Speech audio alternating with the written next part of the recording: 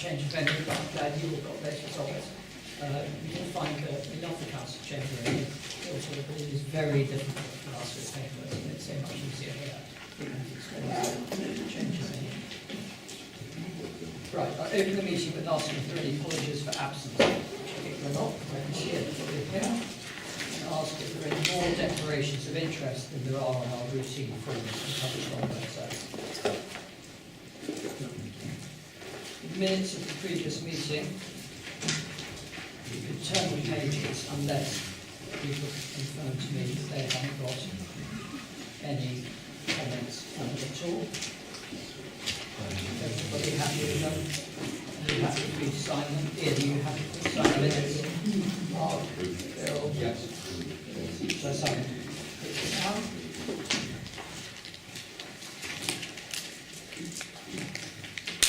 Okay. And then we go to questions from members of the public. There are 12 questions which were submitted to this session of the Executive Board, and we're going to answer 8 today because they relate to matters on the agenda, and the other 4 don't relate to matters on the agenda, so they will get written answers in accordance to our normal practice.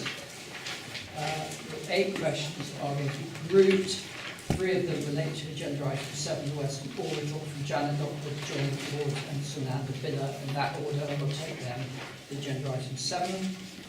And the other 5 relate to agenda item 9, progress report, where they are being taken decisions. And I will take Edward Lee first because he relates to the first of our decisions, and then I will bunch together the other 4 that relate to the Melbourne Cycleway, Dr. Ashley Easter, Samuel Sarnowski, here, I apologise if I got that right, Councillor Susan Van Ven, and Dr. Michael Pryor-Jones. You will all be agenda item 9, if that's all right. But I have got a question and representation from a councillor who had the right to speak, and I think Councillor Tim Kick wants to address the meeting. Tim, hello. Thank you. Yeah.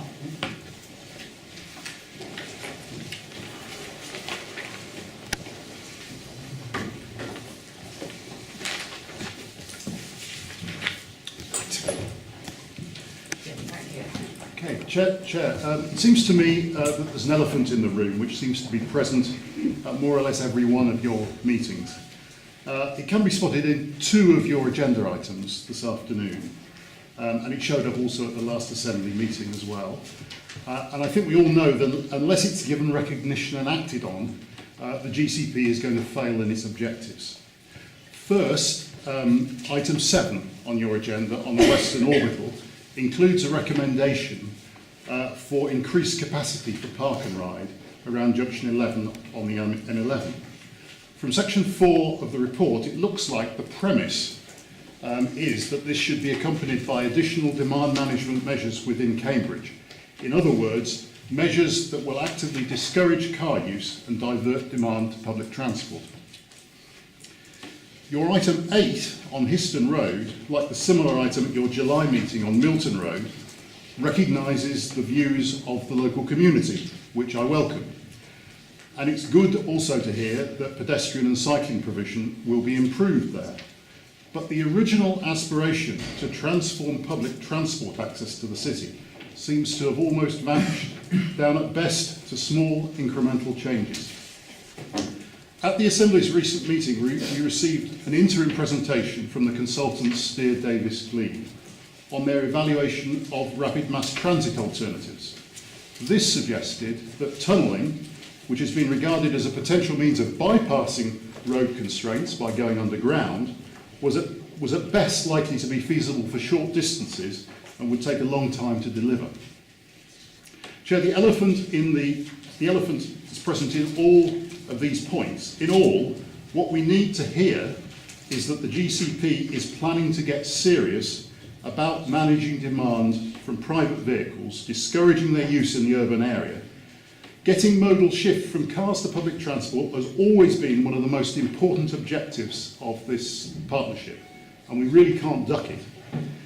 The time to keep kicking this question into the long grass must be running out.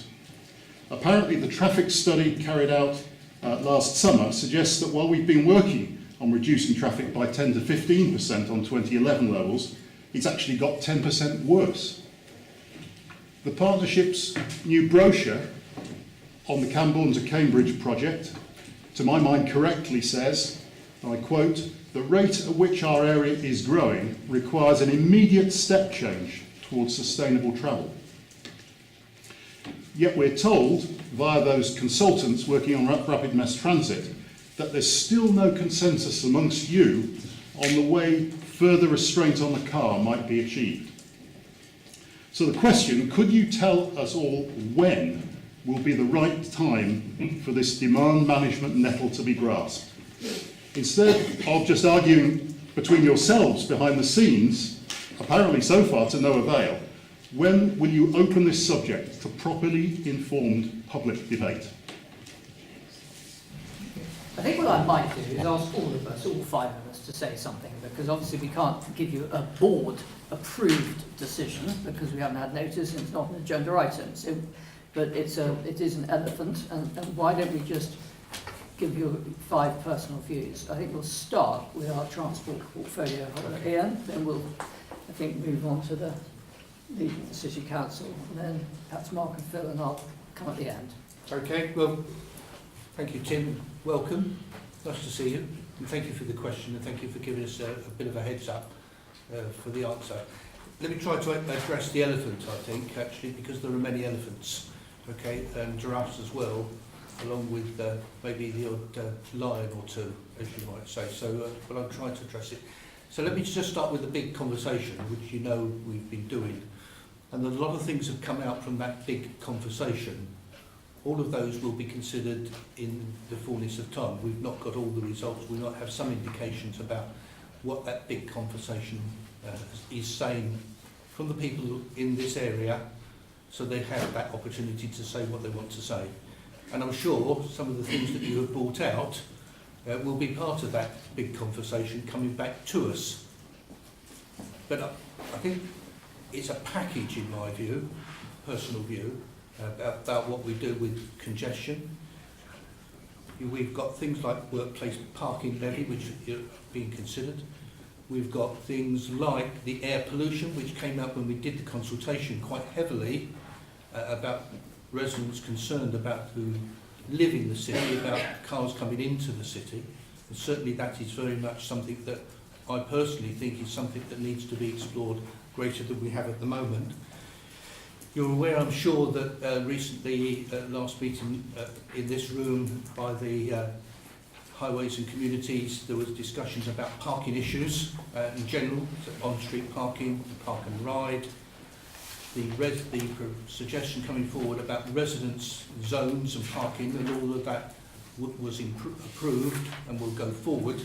So I think there is many things to be said, and it will come to the working party, the Transport Working Party, which I chair and you are on, for some discussion in the future to get a more view of Assembly members and other members within the Working Party about the issue, as you rightly say, about where does demand management fit into this. What I see is a very complex jigsaw. It's not one thing against another thing. It is a jigsaw. It is things about Milton Road, as you've said, and Histon Road. So all of those are parts of the jigsaw. And I think we need to see the jigsaw in its entirety. I think we know about the issues of growth. We know suggestions coming forward through the NIC, National Infrastructure Commissioner, about what might see in respect of capacity in rail. All of that actually needs to be taken, in my view, into account. We know we've opened Cambridge North Station, and I'm sure, for instance, that there's going to be, well, there is an announcement, I think, in today's budget about Cambridge South Station. The Combined Authority, along with Greater Cambridge Partnership, are undertaking a capacity on rail, which is in the public domain, which is quite important because we are reaching what I call rail capacity in this area. In my view, all of that needs to be taken into account, including the elephant. Thank you. Yeah. So where I come from is that I think I retain the view that I took as chair of the board that we have to come up with an intervention that is solidly about demand management, because whilst we do, as Ian said, need to fit it with other work underway, we have to reduce the number of cars coming into the city. So whilst I still support workplace parking levy, that isn't in itself straight demand management, albeit that I believe that in its way will have a significant benefit in getting particularly the employers where we've got the greatest concentrations of traffic in the east, west, north and south to act very differently. So I wanted to have the recent consultation to focus on that, and I will be looking at the feedback that comes out of that consultation that's specifically on demand management. I want to see the joint work that's there between the Assembly and the Board come up with a proposal or a couple of options, and there to be consultation, but with the spirit that we're actually going to make an intervention. I think that we do have really severe air pollution problems, and clearly what we do in the city centre on that, and there is some good work underway, is critical. I definitely believe there should be a relationship in however the charge or intervention occurs and the amount of emissions that are being caused by that person or that operator of a vehicle coming into the city. So it's not going to be simple because it will have impacts, including on people coming into the city. But as I understand, the board is still committed to reducing the vehicle traffic by 10 to 15% based on 2011 data. So I think it was wrong, Tim, a little mischievous, to characterise that there's some kind of debate going on, argument going on. I think it's a team job between Assembly and board members and a consultation. And there are, as you know, many things going on. And again, whilst there has been some internal discussions with the consultants, again, I think it's premature to say what Steer Davis Gleave are going to recommend, because I haven't seen anything. And along with that, along with what is still to be confirmed about what we were hoping would be in today's budget in terms of East-West, then we're definitely, and along with the various projects, including those that we cover today, we have to come up with an overall package, but there's a painful choice in there about reducing the number of not just cars, but other diesel vehicles, including tackling some of the delivery issues. And there's initiatives on both taxis and buses to build on existing work to go electric. And on roads like Histon Road, I'm not out for popularity on that particular issue, but it's a narrow road. And I personally don't think that was ever going to be a project. And I think by listening to the views of residents and by adapting that to a cycling stroke pedestrian scheme, I think we've probably got that one right. And we'll come on to that later. Lewis, thank you. Mark, you represent business. What does business think? I haven't consulted them specifically on this, Chair, but I think the reality is, Tim's point is modal shift. That is getting people onto better public transport. The view must be to get better public transport, you need revenue generation. We need to generate some revenue to pay for the better public transport. How's that going to be done? Well, it's going to have to be done with a range of measures, isn't it? Intelligent congestion charging of some form, potentially, workplace parking levy, and all of those measures. The reality is that the biggest issue we've got is the clean air zone and the requirement to cut pollution in the city. And I don't think anybody won't buy into that. Business buys into that, everybody should buy into that. Why would that not be something that we would all support? So, therefore, from an economic impact perspective, the sort of private sector view must be that business still needs to do business, it still needs to deliver, it still needs to function and service the economy. But if business is consulted and a planned approach is delivered, then business will adapt. It will evolve into that new system and work with whatever is agreed. What business can't deal with, and we saw this with the control points, business can't deal with an immediacy where it suddenly can't do this or do that or go down that street. So I'm not quite sure exactly which elephant we're talking about, but for me it's about congestion charging. And for me it's always been that needs to be highly intelligent, whether that's deliverable, but we need an income stream to pay for better public transport. And without something of that nature, we're not going to have that income and it's not going to be sustainable. That would be my view, Chair. Mark, thank you. Phil, you represent the university and university academics are residents as well. Indeed. Thank you. I'd start by saying that I'm very sympathetic to this issue and to what Councillor Pick has said.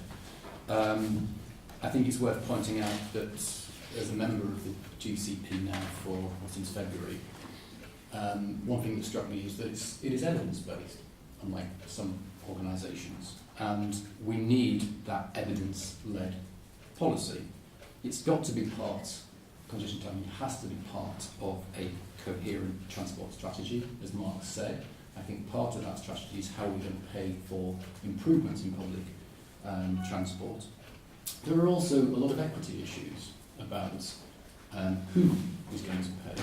I think if it's going to be successful, it's not just people coming in and out of Cambridge, it's residents of Cambridge that will have to pay this as well for fairness sake. But I'm not a voting member of the executive. I don't have to get re-elected. I'm not as accountable as others here. I think we should have that debate. I think it has to be evidence-led. I think we need a convincing, compelling narrative about why this is important. And I think the game changer since we last discussed this, it's been said a couple of times already, is air quality. That has risen up the political agenda. It's risen up the awareness of the residents of Cambridge. Oxford has made an announcement on that. I regret that. I think we should have beaten them to it. I think this is something that we really should be seriously discussing in a rational and evidence-led way. Thank you. My views, I think actually your question was when is the right time? The answer, if you look on page 113, City Access Strategy comes back on the 21st of March. That is not going to, that is going to be the start of the debate. That is not necessarily going to be the debate. There was then the purdah period of the elections. So I think probably the real answer to your question is the second half of calendar 2018 would be my guess. Picking up on the evidence point is absolutely right. We've got the ANPR study and all of that. Picking up on what residents actually feel, we've got the big conversation. So all the pieces are coming together. There are lots of different forms of demand management. We have tried one. Didn't go down very well, but that was the control point, so give us the brownie points for trying. But classic full-on congestion charging is deeply unpopular among residents of South Cambridge. There are 2 resolutions of South Cambridge Council against it, and I think, if I'm right, quite a lot of county councillors are against it. So if something like this happens in any shape or form, the most important thing, it seems to me, is it has public acceptance and public buy-in, and that means it takes time and it happens slowly. Tim, does that help? Is that? Yeah, you could have all saved a lot of time if you said the 21st of March. We got there in the end. But I think It's not when the full debate will happen. It's No, the beginning of the indeed. debate. Must do expectation management on that. So I could thank you for your contributions. I think it helps to draw those out. I think that whatever else we were planning, what I hear of these numbers that were taken this year implies that it's doubly more important and almost doubly more necessary in terms of numbers as well. And so whatever we were planning on little pieces of the jigsaw, I think we need to do that as fast as we possibly can and make those pieces of the jigsaw as big as we possibly can. But my purpose was to keep this subject underlined as a very important one for the partnership. Thank you. Thank you. Thank you, Tim. Thank you. We're now going to move to agenda item 5, which is the overview for the Joint Assembly Chair. Kevin, thank you. You have written something very kindly that starts on page 23. But I don't know if you want to kindly give us a report of the discussion of the Assembly. Yes, thank you, Chair. And I'm actually pleased to say that the views of the Joint Assembly can be seen in the papers that are before you this afternoon. I welcome this slightly new approach and look forward to hopefully it continuing in this way, and it will continue in this way if it is deemed successful. I don't propose to go through the whole report because I'm sure that you've all seen it, you've all had it for a while and you've all read it, but I will provide a sort of brief overview of that.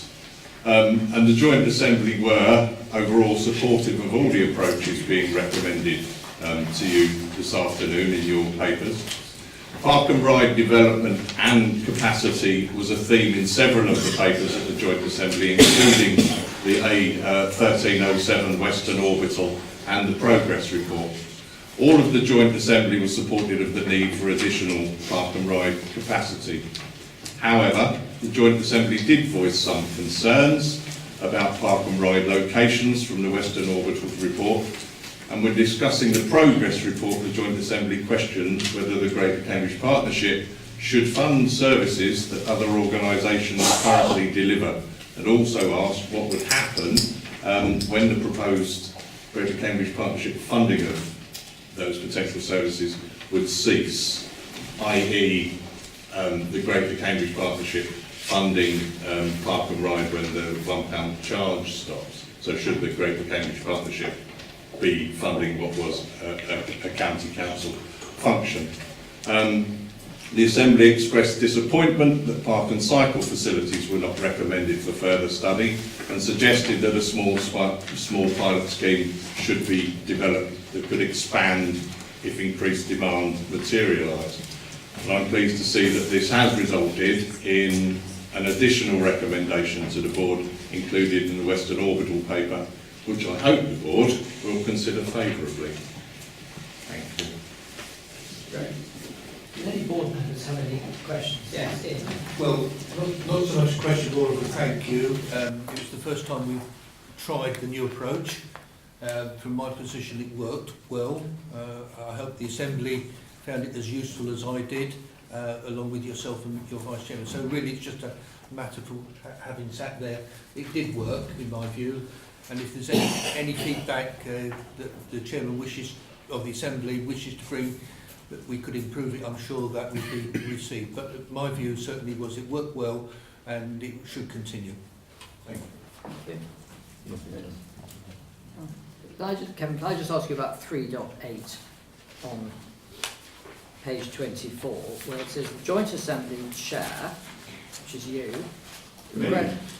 requested that the LLF received a written response to the resolutions, blah, blah, blah. It was agreed a meeting will be arranged between the Executive Board Transport Failure, which is you, and the Chair of the LLF. Has that been arranged? It has been arranged, Mr. Chairman, and Helen Bradbury has accepted the meeting, and that will happen in about 10 days' time. Beginning of December. So it is in the programme and it is confirmed. Great, thank you. Do you have any more points on that agenda item? Should we move on? Thank you. So now to a very substantive item, agenda item 6, the A1307 free campuses to Cambridge. We don't have any questions on this, so what I propose to do is ask Councillor Tony Orgy, the Chair of the LLF, to speak first. Then we'll ask for the officer presentation, which I think Chris Tunstall will probably give, and then we'll have our Executive Board debate, and then we'll consider what resolution we might want to pass. So first, Tony, thank you very much indeed. Well, thank you very much for allowing me to speak to you this afternoon. And the last time I came along to speak to you was very early in this year, after the first public meeting of the local liaison forum, when we were concerned about the information that was presented to us, both in terms of timing and what that contained. You very kindly agreed that we should hold a number of workshops to look at a whole range of issues, and we started off with a first scoping workshop where members of the LLF provided over 200 potential comments and ideas for us to consider further. Officers then organised those comments and potential ideas into about 40 particular potential schemes. And we looked at those over the next 3 workshop meetings, each focusing on a particular area of concern, one between Haverhill and just to the east of Four Wentways, another in the general direction of Four Wentways, and the 3rd workshop looking from the east of Four Wentways to the biomedical campus. Following that and the views expressed by LLF members in those workshops, we held a final workshops where those ideas were gathered together in 3 strategies which were presented to the workshop, and those 3 strategies were then taken to the public meeting of the LLF at the end of September, where I not only took account of the views of members and also gave members of the general public every opportunity to comment on what was being proposed. We ended that meeting by deciding to recommend to the Joint Assembly and yourselves that all 3 strategies should be put forward for public consultation. There are a number of reasons for that. First of all, I'm always very suspicious where a public consultation really seems to have one very favoured solution and 1 or 2 also rans to make up the consultation. I think here we've got a genuine consultation because the schemes do vary very much, both in principle. One's an offline solution, one's an online solution, and the 3rd's an online solution with a small section of offline. They also vary very much in cost. So there are 2 very significant dimensions in looking at these various proposals. So they are genuinely different in approach and, as I say, expense. But I do need to make 1 or 2 very significant points. The first point is that the LLF agreed to recommend all 3 for consultation. That does not mean that LLF members supported every single proposal. Some members would very clearly favour one of the options in front of you and be very opposed to others, and others would support a different option very clearly and oppose the other option. So there's clearly a big difference of views within the LLF, but we thought that for a genuine consultation, all 3 should be put forward. They'd also like me to say that in considering these proposals, there's also a need for joined-up thinking. The name of the consultation, 3 campuses to Cambridge, seems to be particularly inappropriate because the 3 campuses are the biomedical campus, Granta Park, and Babram. So it's not to Cambridge at all, it's in a sense between those focused on those areas of the original consultation. But there's a fact that these schemes or proposals or strategies can't be thought of in isolation, because a number of people travelling along the 1307, yes, many people do go to the biomedical campus, but many want to proceed further into Cambridge. So in a sense there has to be joined up thinking both between this particular part of any proposals relating to what's happening in Cambridge. And there are also other players in the big field. There's the Mayor's ideas, there's the Chamber of Commerce in Haverhill's ideas about this area as well. We need to think about the wider picture. There's also been a comment made that when you look at the 3 strategies, they are actually common beyond Four Wentways towards Haverhill. And certainly a plea has been made that once consultation is over and views of the public have been gathered and ways forward agreed, then work on that uncontentious area should proceed at some pace. As well as that, I think, the one issue that we didn't really talk about in any great extent was the siting of park and ride sites. The original consultants' report did include 2 specific sites, which they looked at about 6 different sites in the area of Four Wentways and came forward with 2 preferred recommendations. But in the workshops and at the public meeting, those 2 preferred recommendations were subject to some negative comment from officers and others in terms of future-proofing and would they be big enough in the long term to be able to sustain the level of park and ride that's needed in the area. And I see you've got a recommendation on your paper today to take those 2 sites out because they're simply not big enough, and I would fully support that. So I've tried to give you a flavour of what we've said. And in a sense, it's leaving it open for responses from the public and say some of these are contentious in one way, some of them are contentious in another way, but that's what public consultation is all about.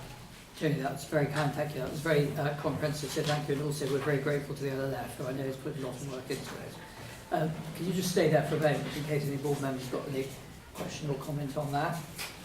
Just one comment really, I think actually is I attended that LFF meeting, and I think what has just been reported here is exactly my recollection of what took place. Thank you. Yes. Well, mine's actually it's a sort of specific question, Tony, and that's within this report there are various proposals for interim measures, and I just wondered if you wanted to add anything on those, because irrespective of the choices in the consultation, it would be good to understand what the LLF's view is about measures that should proceed anyway, if there are any. Well, I've already made the comment about west of, east of Four Ways, and one reason for that is the significant congestion there is in and around Linton, in both directions, in the morning coming in and in the morning going out. But in terms of between Four Ways and Kent, for example, I mean, everybody recognises the difficulty getting into the biomedical campus. We can all see the future growth, the cranes there all the time, and the jobs are being created literally as we speak. That congestion in that area can only get worse. So people wanted a way forward and didn't want to hold up any progress in terms of consultation and so on, but wanted to make sure that there was joined up thinking, so we don't rush in and do something very quickly, but then in a sense change our minds or want to amend with some relatively near point of view. Phil? So just as a comment, I just think that I just think that there are some issues that at least we should focus on. But clearly I don't want to prejudice the choice in the consultation. It's just that there may be some measures that we can assist in moving forward. Well, we might come back to those in our debate, but Phil or Mark, do you have any questions for Tony on the LLF? Nothing, Chair. No. But now, if we turn to page 28, at the top, number 8. Note the recommendation of the Joint Assembly to ask the LLF, we're going to do this, the LLF chair, to determine the title of the project. You and I had a conversation, Tony, before. Just a few minutes ago, yeah.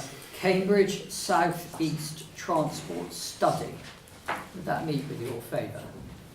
Well, that's what you said to me, and I think that makes a great deal of sense, because one of the issues when the original consultations came out about the 1307 was, in a sense, wasn't that a very, very narrow corridor focus?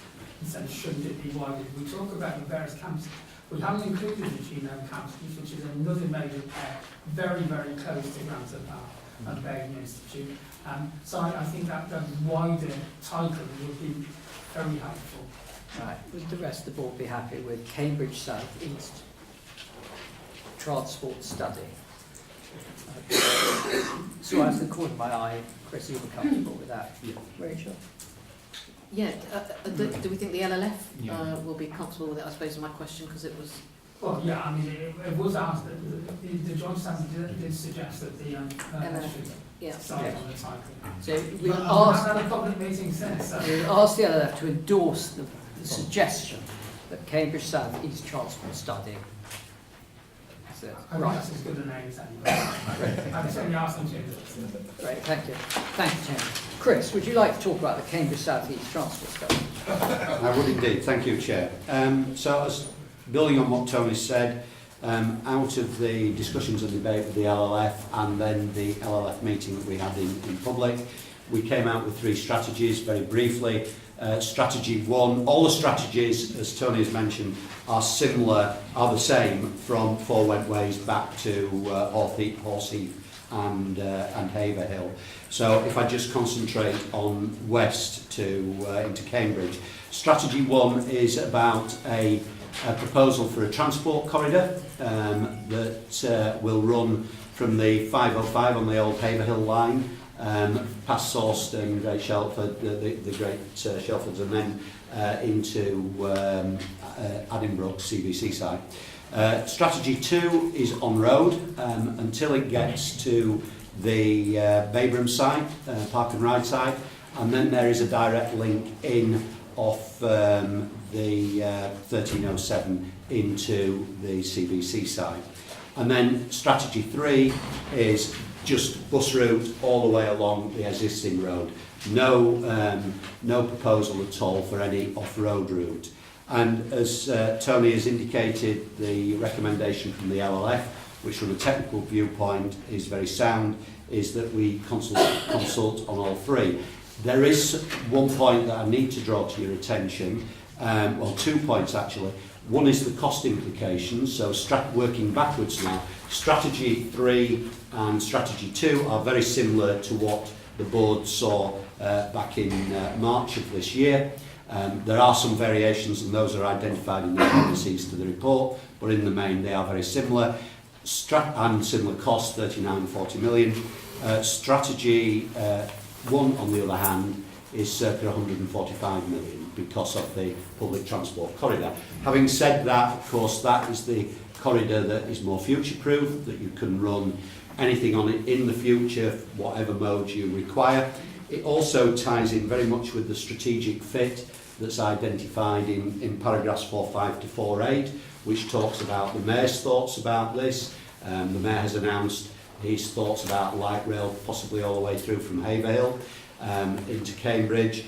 It ties in to a large extent with the bypass proposals, because what we're looking at on the 4 Wentways back to Horseheath are in the main minor improvements, and this was the point Tony was making, that a number of these improvements could be progressed faster, subject to the outcome of the consultation, and I think that was also the point that Councillor Herbert was making, that there are some minor improvements that could be done very easy, and that's identified in the low-cost work in 4.33. So there are things that we can do, but you do need to be aware of the cost implications. But at this stage, of course, no decision's been made on the strategies, so that does not affect anything that we've currently agreed within the budget lines. And it does tie in with strategic fit in terms of what the Mayor's been proposing.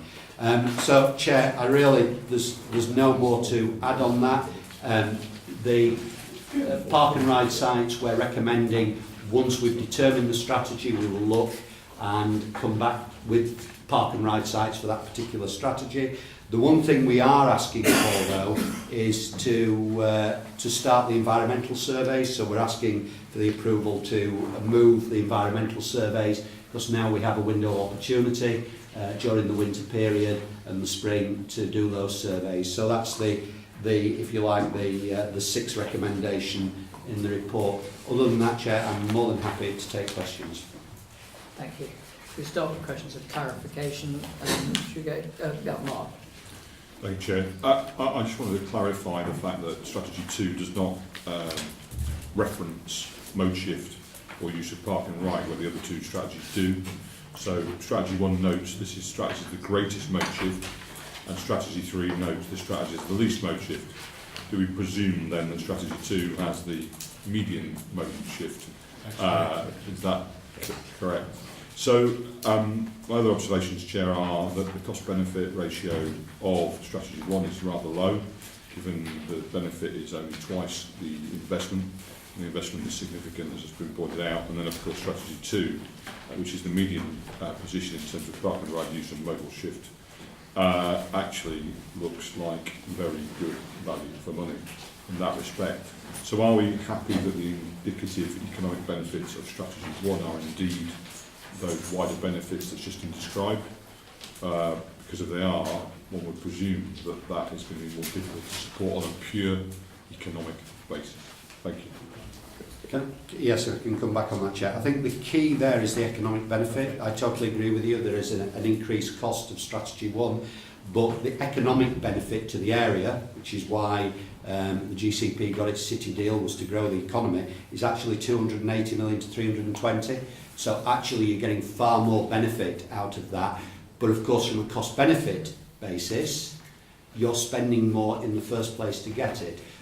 But the other point as well is you have the future proofing, that there is no way of building that in as the current cost benefits allows to build that in, but putting a transport corridor in gives you far greater future proofing to allow for any increase in growth beyond that we've already factored in. And we have, in all of this, we've factored everything we are aware of into the equation, even though the current compliance with web tag, which is the Department for Transport, only allows you to build in the amount that's in the local plans, but we've factored everything in.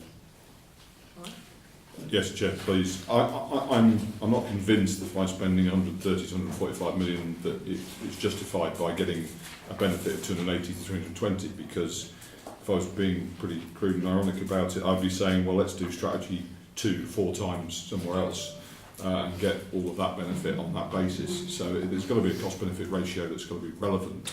Even though the overall impact is higher, the cost is much higher. It would be interesting to understand the quantum of modal shift and the use of park and ride statistics that have been attributed to strategy 1 and what they are in terms of strategy 2, just to allow that to be aligned on that pure economic modal and park and ride shift basis, based on the level of investment. Thank you. Thank you. So Mark, I mean, I note your scepticism on the benefit of strategy 1, and we should debate that in 5 minutes or something, whether that means you would advocate not even consulting on it, or whether that's just a comment and that we should go and consult on it, and you, business community, other people might put that back as a comment. So should we come back to that? Absolutely. Phil, do you have any questions of clarification for Chris? Lewis, do you have any questions of clarification, Chris? Can I just ask a couple? Chris, if I go to, you actually talked about environmental surveys, which is 431 on page 33. Very keen on this, but what is this survey, and what are we trying to do? Thank you. The surveys are for protected species and ecologies, such as great-crested newts, badgers, water voles, breeding birds, and so on. There are a number of times of the year when the surveys can then only be carried out. So if we don't carry them out in the period from spring to summer, it will be another year before we can then carry them out. So what you're assessing is what is there, Yes. so we can then work out So whether we're doing harm to what is there. we will then be able to do the environmental impact assessment, having got the survey data in hand. Yeah. Whereas if we didn't have the survey data, then we would not then be able to do the environmental impact assessment. Who does that? Is it an outside firm we commission that are experts and well versed in doing that, or is it transport engineers who do it? The surveys will be done by people who are tended to a framework to do those kind of surveys. Environmental impact assessment will be done by a consultant employing specialists in environmental assessment. Okay, thank you. And then a question probably for Chris on page 35, 5.11. Concerning the busway proposal, the view of Cambridge University Hospital Trust was expressed it connects to the campus at a point that is least advantageous for the hospital. This will be reviewed before public consultation. Does that mean there is a possibility that a line on the map at the time of public consultation, if we decide to go ahead with it, might be a bit different from a line on the map? Yes, the line on the map would need to be developed in terms of the precise solution and how we would join into the existing road network. Yeah. It's also related to decisions around the Cambridge South Station and other initiatives. Yeah. So you would try and resolve a certain amount of that before the public consultation. Yes. Yeah. And then will there wasn't a lot about journey time savings. I couldn't see unless it was in one of the background papers. Will the public consultation have modelled what some of the journey time savings are estimated to be? It will do. I think the savings that we presented previously were based on buses from the A11 to Hills Road. So some of the savings appear to be more modest because they didn't factor in the time to transit the campus. So we will present those in a different and more clear way. public consultation. Great, thank you. So if there are any more questions or clarification, we'll move on to our debate and discussion. Who wants to start debate and discussion? Yes, you're our transport portfolio. Shall I start? I'll start with, actually, I think I did attend the meeting that Councillor Orgy has referred to. There were a lot of people there. The hall was full. There was a very good presentation. There was good discussion. There was good, what I call people suggesting this strategy against that strategy, the benefits for this one against that one. The issues that I wrote down, I think, was time of delivery, which I don't think Tony perhaps brought out, but when I was listening to the Assembly as well, one of the issues I think came up was how quickly can something be delivered, and could something be delivered between Haverhill and Linton, bearing in mind all three strategies identify those areas for possible work. Could that be delivered out first, and then second from into Addenbrooks and the Four Wentways? So that was one of the issues. There was the welcome, I think, of the withdrawal of the Park and Ride. There was not much discussion, as Tony indicated, about where that might be, Park and Ride, and I think we need to come back to that within the consultation. So that was really the consultation. I think the strong view that came out was all three should go, both from the LFF and the Assembly, so all three to go forward for consultation. The issues, I think, having travelled around Addenbrooks yesterday, is we need to engage with them quite heavily, because actually to drive around the outskirts of Addenbrooks now does take you quite a long time. So it's all very well actually getting from A to B from Four Wentways close to Addenbrooks, but when you get into the biomedical centre, there's quite a long route all the way round now. So I think we do need to concentrate particularly about the views of the biomedical centre and the staff that work on there. I think the environmental survey has been issued. I do think within the consultation we do need to try to bring out what I call the cost benefit and is this actually good value for money question. And I think that needs to be encompassed within the consultation and needs to be drawn out at the moment. As I think Mark has indicated, there is a big difference in cost between strategy 1 and 2 and 3, and I think the general public need to be aware of that cost and have some view about the cost benefit and the value for money, which after all is public money. It's our money, their money. So with that, I think that there is that within the recommendations and obviously those discussions. I think the benefits, for instance, for some communities, of course, I think will be greater. I'm thinking particularly about the Shelfords and Saltree, where there's a lot of population, and therefore would benefit perhaps having something come close to their communities as they go towards not only Addenbrooks, but hopefully further on as well. And that's the other issue, I think, is what happens when it comes out from the biomedical centre. Where does it go to, and how far does it go in the town of Addenbrooks, from Addenbrooks into the town itself? So I think those are the issues. By and large, it's been a very healthy debate, both at the Assembly and at the LFF, and I think that's all at the moment, Mr. Chairman, but I'll come back if necessary. Great, thank you. Shall I go around the room, Lewis? Well, I think the first point is on the need. So I think, as Councillor Orgy said, this is a priority for the Greater Cambridge Partnership and the councils and the other partners. The decision was made actually in 2015 to add this scheme to the previous list. So it was recognised in reviewing what was a set of officer proposals then that this was definitely a missing element. And particularly with the jobs growth at the biomedical campus, Granta Park, Babram and Hinkston, it's a significant generator of traffic, and as someone who lives in South Cambridge, I know just how much traffic comes through that route, particularly in the morning. So yeah, there needs to be an open consultation, but I do think that we need to seek an early investment once we've got a clear decision out of that. it's right that the report references the fact that the Mayor has got a view about light rail, and I think Mr Tunstall referenced that Strategy 1, for whether it's a busway or light rail, would be proposing the same route.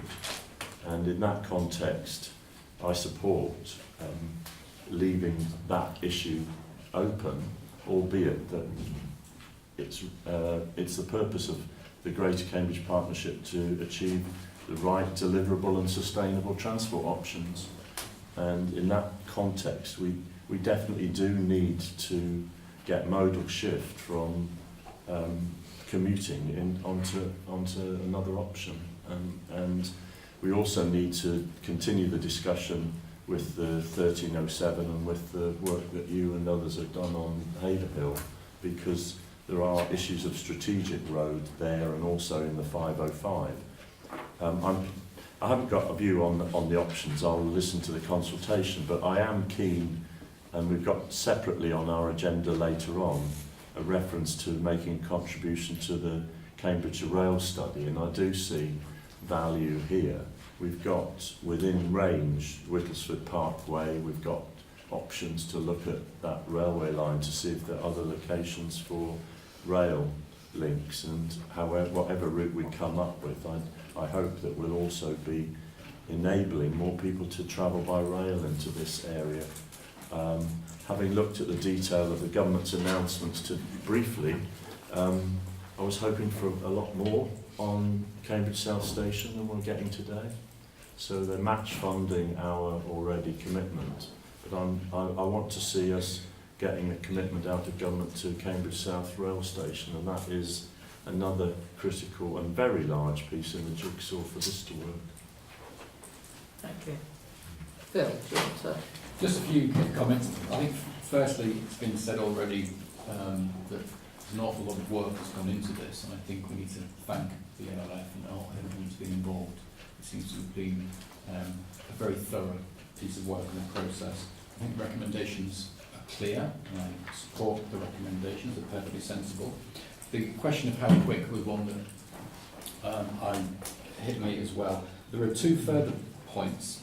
The first is that the Cambridge Biomedical Campus is currently going under a master plan exercise and a significant growth plan. I just hope that we're aware of that process and factor that in. And secondly, given the announcement that Lewis has said today about Cambridge South, I'm hoping obviously that if we assume that's going to go ahead, this fits in with a strategy for the whole south of Cambridge, whatever we end up calling it. But I think I'm fully supportive. Thank you, Phil. There was a whisper comment you wanted to add. Sorry, so just on Cambridge South, it will come up under the progress report later, but the government's announcement did include an aspiration to open by 2022. Yeah. Good. Yes. Well, I'm cheered by that because it's not in their press release that I've seen. Right, that's definitely the case from what I read, and as you will be looking at later, we are jointly supporting the Department for Transport and other partners to bring forward the development phase at an accelerated rate with that aspiration in mind. Good. Phil, thank you. Is that? Yeah. Nothing. Mark. Chair, I'm happy to support the proposals, as Phil has said, and I support everything Phil has said. The question remains in my mind is, are we consulting on something that is deliverable within the realms of what we understand the cost-benefit ratio would need to be to deliver it, within the realms of what the Greater Cambridge Partnership can deliver?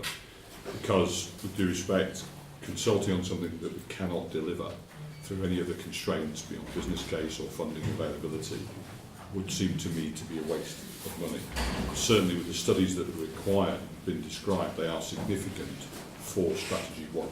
So as long as the board is reassured that within the realms of our sort of standing orders, that is okay, that's fine, and that's my only point. I apologise to dwell on that, but the economics of it to me look questionable for Strategy 1, as you've detected. So no, that's a fair comment. I mean, to add to the debate, I think we should proceed with the consultation. That there is an evident need in the South East corridor to sort out the transport along not just the 1307, but to all the biomedical and the other campuses which are part of the engine of this part of the world. Mark, with your point about strategy one, I mean, funny enough, one of the great assets, it seems to me, that we've got is the route of an old railway line. You know, the guided busway up to St Neots went on the route of an old railway line, and it was an amazing opportunity to use the route of an old railway line to turn it into something for today, to sort of reverse the beaching cuts. I'm not saying it should be British Rail, but it just becomes something back again. We're seeing on Camberwell to Cambridge the great difficulty when you don't have an existing route to try and plot something out. But it does seem to me what completely and utterly distinguishes this south-eastern corridor is that there is potentially something we can think about, which is this old railway line, which goes right beyond down to Haverhill. Now, I know Haverhill is outside our own geographic area, so we would have to work together with people in that geographic area. And they would probably have to contribute to the funding because our funding has a geographic limit, but it does seem to be an opportunity. So I think it is valid to consult on it. But I think that does lead on to this point that because it's an old railway line, it has the benefit of sort of slow curves and being fairly flat. And so the Mayor's aspiration for a light rail, which is referenced in here, I can't remember where we were, 4.5, 4.6, does sort of come into focus. And it seems to me quite a lot of things have happened actually in the last fortnight since the Assembly met and since the LLF met. We've had the National Infrastructure Commission report. And in this context, what I thought the most interesting thing in the National Infrastructure report was the very last section, which was headed what's it called? It's all about funding. Land value capture. Didn't necessarily say land value capture work. It was talking about the SIL or Section 106. But it did seem to me that the National Infrastructure Commission, which is sort of commissioned by government, was putting fairly firmly on the map the concept of big schemes like this being funded by sort of somehow the local, as it were, development community. And then we've had the budget today, obviously, and the sort of, I think we're all being encouraged to up our game enormously, and most particularly in that part. So I definitely think we should go ahead. Now, what this then leads on to is some discussions that we have been having, well, I've certainly been having with Rachel in the last 48 hours, which is to look at our recommendations and possibly consider, if we take these recommendations at all, we've got to vote in a moment, having a rethink on recommendation 4. And Rachel, you've got some thoughts, and I think they're all typed up. So my thoughts and your thoughts are typed up for all members of the public to see, and we can just discuss that particular piece of paper again in the public forum. Would you like me to just introduce yes, it, sorry, Chair, whilst it's being handed round? We might just wait 30 seconds until members of the public have a chance to see it. And I know that